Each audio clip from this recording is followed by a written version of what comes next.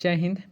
मैं मानिक नायक आप सबको अपने यूट्यूब चैनल पर वेलकम करता हूं। आज हम लोग एसएससी एमटीएस 2022 के सेट नंबर 3 को यहां पर डिस्कस करने वाले हैं। टोटल जो एग्जाम हुआ था आपका 57 शिफ्ट में एग्जाम हुआ है और हम इसके तीसरे नंबर पार्ट को डिस्कस करने वाले। चलिए स्टार्ट करते हैं। पहला क्वेश्चन, लखनऊ समझौते यानी लखनऊ पैक्ट पर भारतीय राष्ट्रीय कांग्रेस और मुस्लिम लीग के बीच में हस्ताक्षर हुआ था।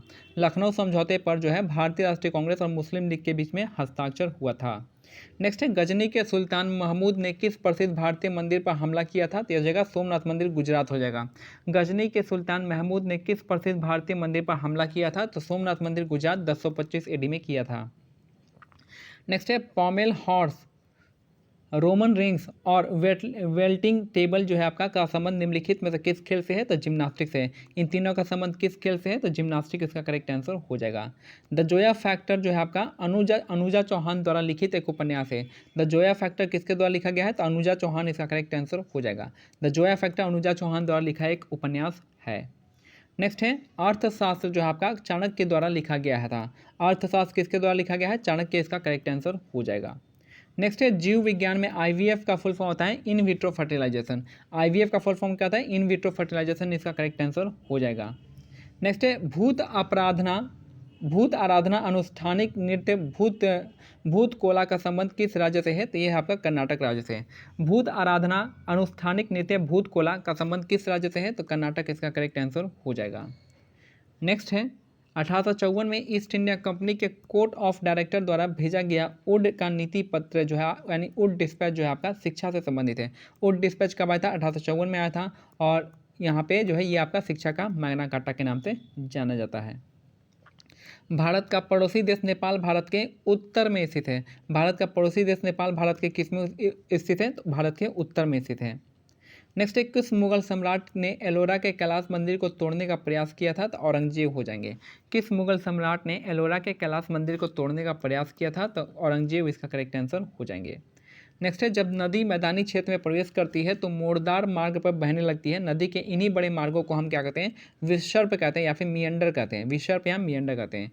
जब नदी मैदानी क्षेत्र में प्रवेश करती है तो मोड़दार मार्ग पर बहने लगती है, जिसे मियंडर कहते हैं या फिर विसर्प कहते हैं। याद रखिएगा, उसे हम क्या कहते हैं? विसर्प कहते हैं, मियंडर। नेक्स्ट है, पत्तियों में एक हरा वर्णक होता है जिसे क्लोरोफिल कहते हैं। यह सूर्य के प्रकाश की ऊर्जा को संग्रहण करने में पत्तियों की सहायता करता है। याद रखिएगा, पत्तियों में एक हरा वर्णक होता है जिसे हम क्लोरोफिल कहते हैं और क्लोरोफिल में मैग्नीशियम तत्व पाया जाता है। यह सूर्य के प्रकाश की ऊर्जा को संग्रह करने में पत्तियों की सहायता करता है। नेक्स्ट है, भारत में राष्ट्रीय मतदाता दिवस जो है 25 जनवरी को मनाया जाता है। भारत में राष्ट्रीय मतदाता दिवस 25 जनवरी को मनाया जाता है। नेक्स्ट है, एक बैंक के लिए मुख्य देनदारी इसके क्या होते हैं? इसके जमाए होते हैं। जो एक बैंक के लिए जो मुख्य देनदारी होता है इसके क्या होते हैं? जमाए होते हैं। नेक्स्ट है, वर्ष 1965 में पद्मश्री प्राप्त करने वाली मृणालिनी साराभाई भारतनाट्यम की एक जानी मानी नर्तकी थी। तो वर्ष 1965 में पद्मश्री प्राप्त करने वाली मृणालिनी साराभाई जो है भारतनाट्यम की एक जानी मानी हस्ती थी या फिर नर्तकी थी। जून 2022 में भारतीय रिजर्व बैंक ने यानी आरबीआई ने पेमेंट विजन 2025 शीर्षक के साथ एक रिपोर्ट जारी किया है। जून 2022 में भारतीय रिजर्व बैंक ने आरबीआई ने पेमेंट विजन 2025 के नाम पे एक रिपोर्ट जारी किया है। इन भारतीय संगीत के हस्ती को पहचानना है तो इनके तत्वाधान में शहनाई एक अनुष्ठानिक वाद्य यंत्र से मात्र न रहकर एक शास्त्रीय संगीत वाद्य यंत्र के रूप में पहचानी गई थी। यानी शहनाई को एक अलग लेवल पे कौन लेके गए थे? तो आपका उस्ताद बिस्मिल्लाह खां हो जाएगा। शहनाई से संबंधित है उस्ताद बिस्मिल्लाह खां। नेक्स्ट है, जॉर्जिया मेलोनी जो है हाल ही में किस देश की पहली महिला प्रधानमंत्री बनी है? तो आपका इटली की। जॉर्जी मेलोनी जो है आपका इटली की पहली महिला प्रधानमंत्री बनी है। ये आपका आने वाला है, ये वाला क्वेश्चन तो बहुत इंपॉर्टेंट है, आ सकता है। भारतवर्ष में कौन से वन बहुतायत में पाए जाते हैं? तो ये हो जाएगा आपका उष्णकटिबंधीय पर्णपाती वन। भारतवर्ष में कौन से बहुतायत वन में पाए जाते हैं? तो आपका जो उष्णकटिबंधीय पर्णपाती वन इसका करेक्ट आंसर हो जाएगा। टेबल टेनिस में टेबल की ऊपरी सतह की लंबाई जो है 274 सेंटीमीटर होती है। टेबल टेनिस में टेबल की ऊपरी सतह की लंबाई जो है आपका 274 सेंटीमीटर होती है। नेक्स्ट है, जो प्रतिबिंब पर्दे पर प्राप्त किया जा सके उसे हम वास्तविक प्रतिबिंब कहते हैं। जो प्रतिबिंब पर्दे पर प्राप्त किया जा सकता है उसे हम वास्तविक प्रतिबिंब कहते हैं। निम्नलिखित में से कौन सा मोटे अनाज का एक उदाहरण नहीं है? तो गेहूं है आपका मोटे अनाज का उदाहरण नहीं है, बाकी ज्वार है, रागी है, बाजरा है, ये तीनों आपका मोटे अनाज का है, लेकिन गेहूं जो है मोटे अनाज में नहीं आता है।